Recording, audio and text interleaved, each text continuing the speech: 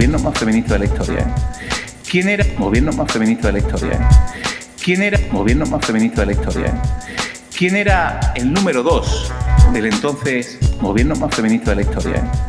¿Quién era el gobierno más feminista de la historia? ¿Quién era el gobierno más feminista de la historia?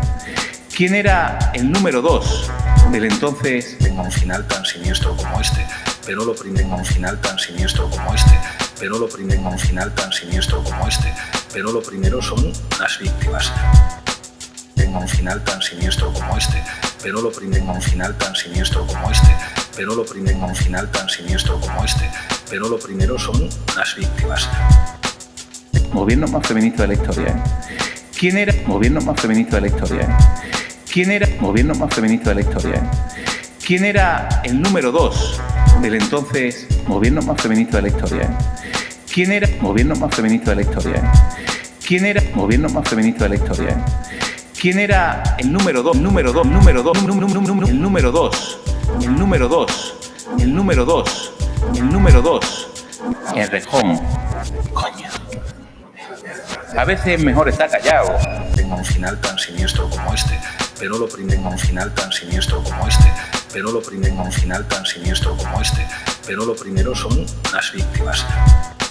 Tenga un final tan siniestro como este, pero lo primero un final tan siniestro como este, pero lo primero un final tan siniestro como este, pero lo primero son las víctimas, las víctimas, las víctimas, las víctimas, las víctimas, las víctimas, las víctimas, las víctimas, pero lo primero son las víctimas.